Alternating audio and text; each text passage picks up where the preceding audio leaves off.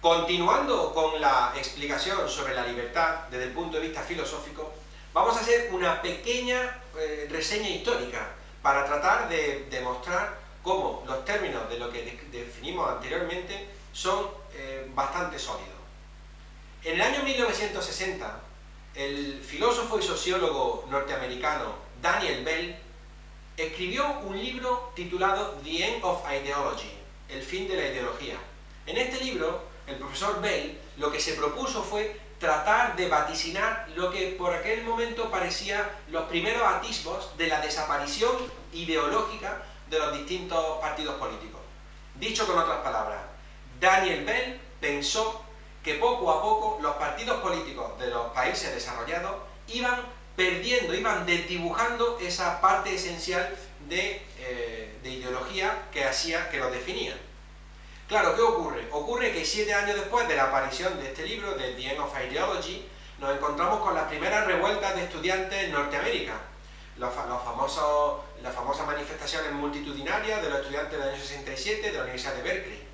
Luego, en el año 68, nos encontramos con el Mayo francés del 68, que, analizándolo filosóficamente, debemos de decir que ni fue Mayo, ni fue francés, ni fue exclusivamente en el 68, porque como hemos dicho antes, ya en el 67 hubo los primeros movimientos bastante contestatarios y de mucha fuerza de los estudiantes y los jóvenes, ¿no?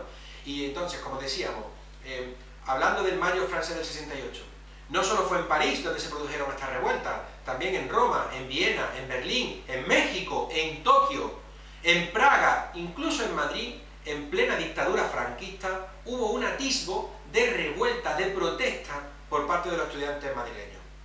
Ahora, ¿qué ocurre? Ocurre que estos movimientos, inicialmente de fuerte componente ideológico, vinieron a desdecir la teoría de Daniel Bell, porque parecía que Daniel Bell se había adelantado demasiado y la ideología seguía teniendo un componente muy fuerte en las cuestiones políticas. Pero ¿qué ocurre? Ocurre que, continuando el devenir temporal, hay otra fecha fundamental que debemos analizar, es el año 1989.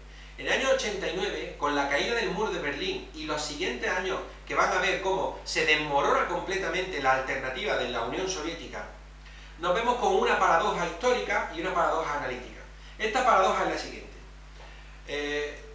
Si nos atenemos a la explicación marxista del devenir histórico, que es una explicación que pertenece al materialismo dialéctico, la doctrina del materialismo dialéctico, claro, ello explica que el devenir histórico, el acontecer de la historia, se va sucediendo de una forma dialéctica. Dicho con otras palabras, a toda tesis se le antepone una antítesis, de cuyo enfrentamiento se genera una síntesis, y esa síntesis de nuevo se convierte en una tesis, a la que se le contrapone una antítesis y aparece otra síntesis. Este sería el movimiento histórico, ¿no?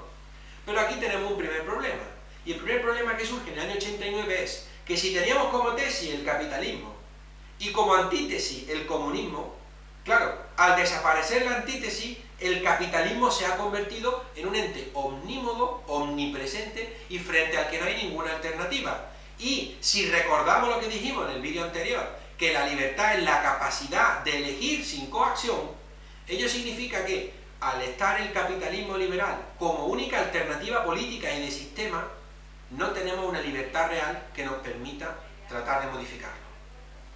Si los contenidos que aportamos desde Filosoqué son de tu interés y crees que son importantes, no olvides suscribirte, darle a me gusta y añadir la página a favoritos.